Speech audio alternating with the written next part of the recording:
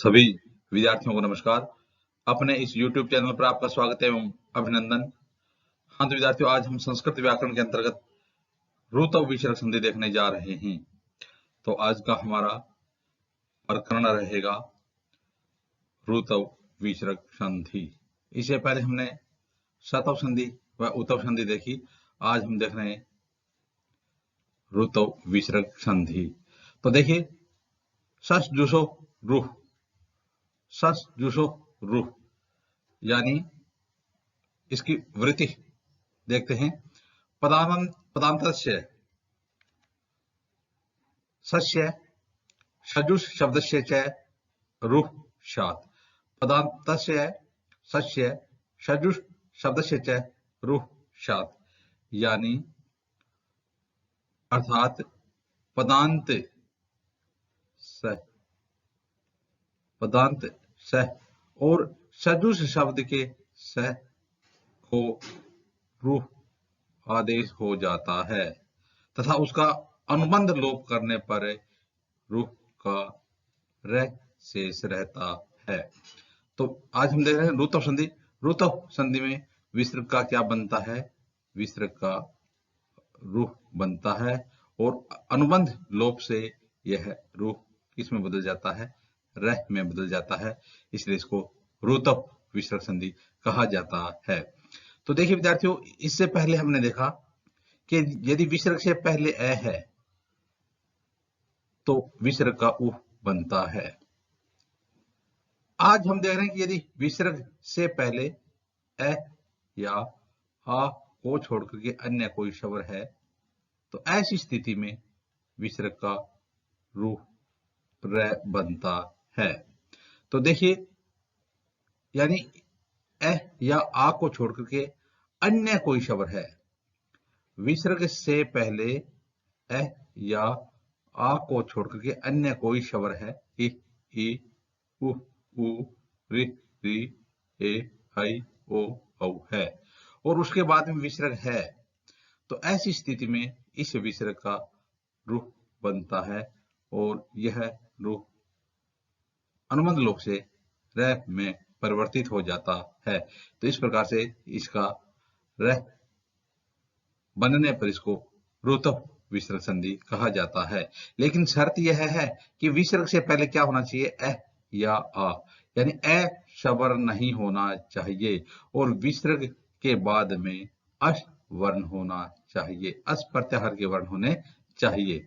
तो देखिए, अर्थात पदांत स और सजुष के स को रुह आदेश हो जाता है तथा उसका अनुबंध लोप करने पर यह शेष रहता है।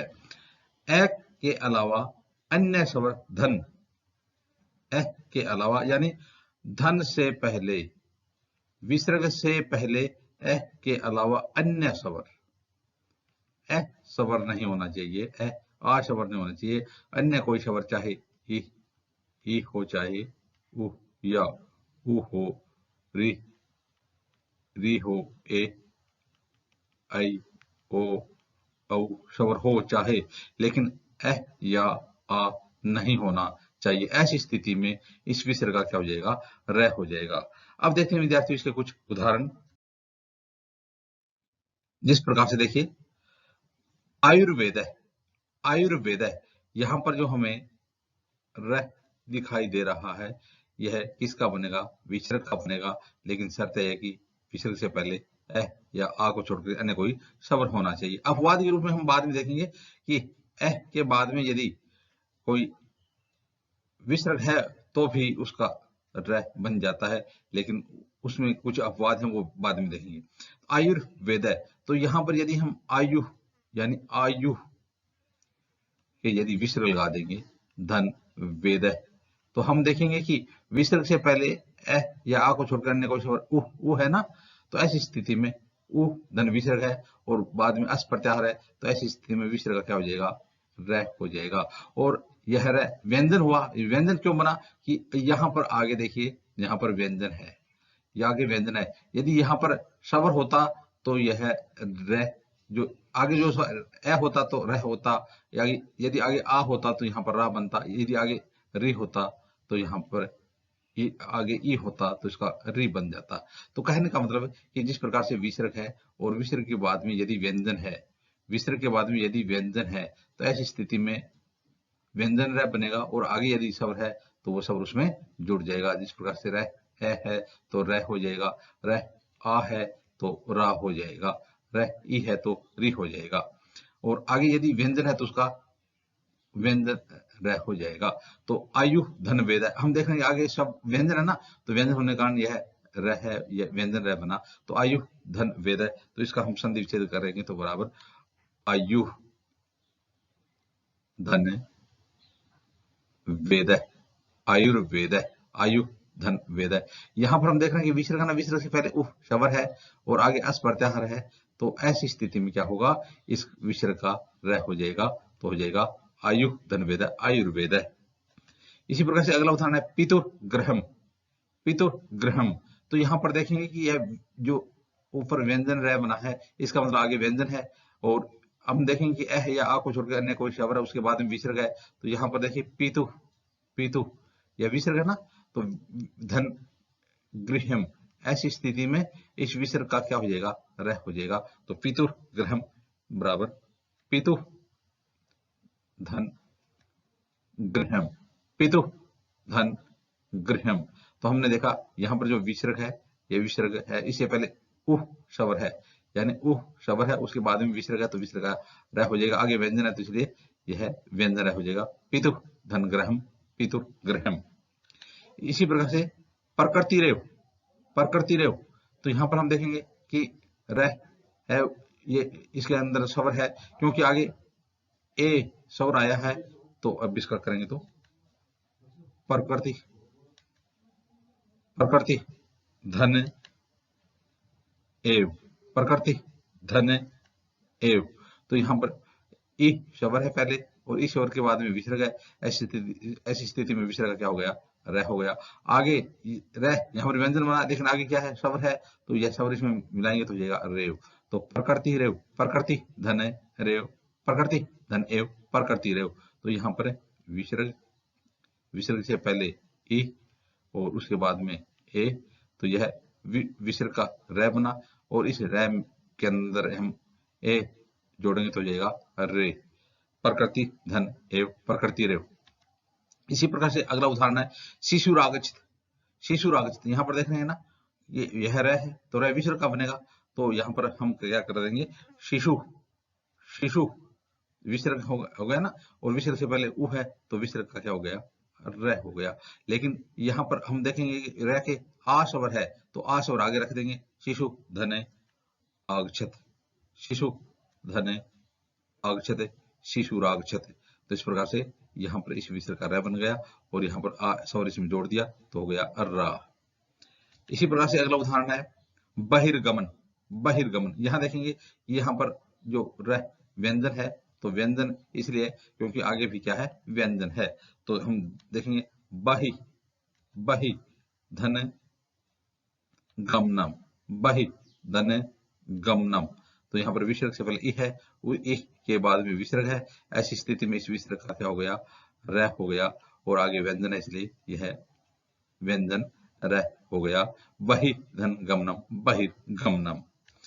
अगला उदाहरण है विद्यार्थियों ज्योतिर्गमय, यहाँ पर भी व्यंजन है, ज्योति धन, यानी विसर्ग से पहले ई है, विसर्ग से पहले ई है, तो ऐसी स्थिति में इस विसर्ग का क्या हो जाएगा, रह हो जाएगा, और आगे व्यंजन है तो व्यंजन रह हो जाएगा, ज्योति धन गमय, ज्योति धन गमय, ज्योतिर्गमय, तो यहाँ पर विसर्ग है, विसर्ग का रह हो गया, और आगे व्यंजन है तो ज्योतिर्गमय, ज्योति धन गमय, ज्योतिर्गमय।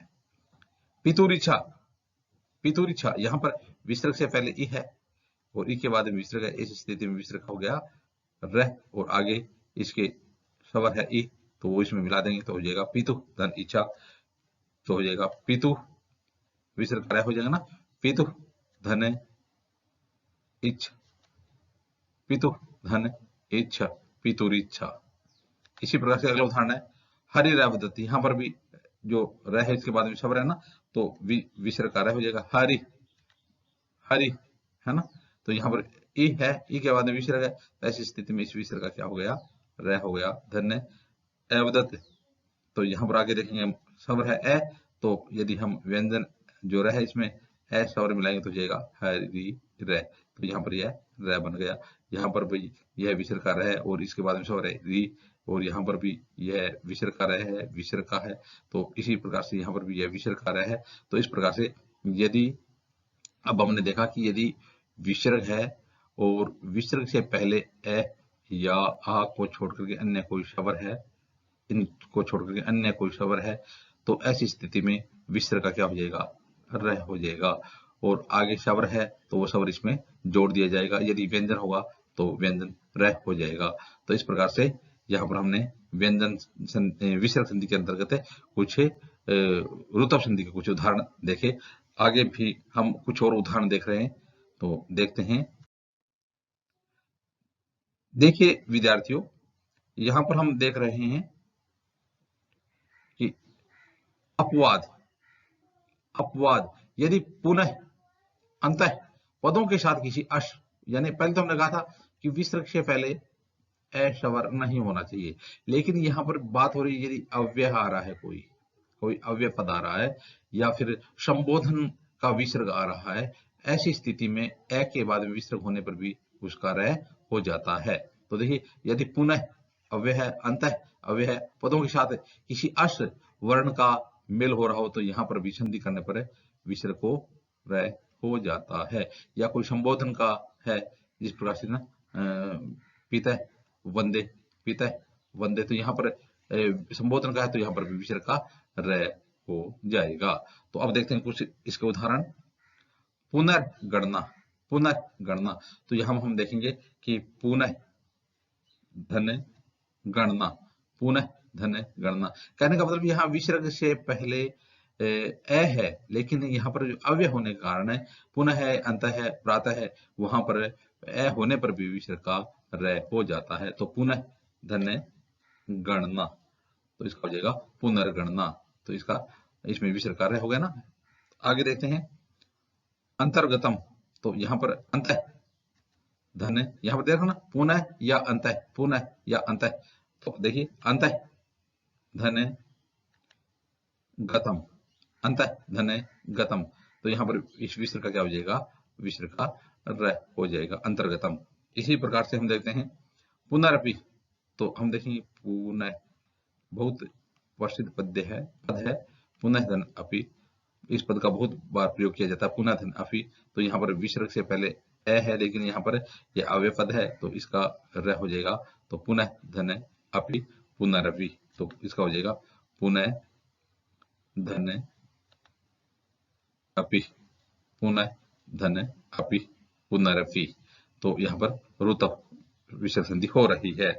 इसी प्रकार से विद्यार्थियों अंतरात्मा, अंतरात्मा, अंत धन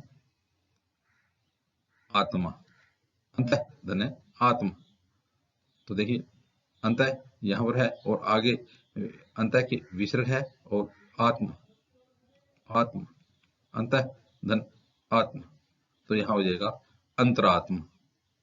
इसी प्रकार से अगला पद है विद्यार्थियों प्रातर्गच्छति, प्रातर्गच्छति, तो यहाँ हम देखेंगे प्रातः, प्रातः है ना, और धन गच्छति, तो यहाँ पर जो विसर्ग इसका हो जाएगा रह हो जाएगा, रुतब संधि हो जाएगी, प्रातः धन गच्छति बराबर प्रातः गच्छति, प्रातः धन गच्छति बराबर प्रातः धन गच्छति बराबर प्रातः गच्छति।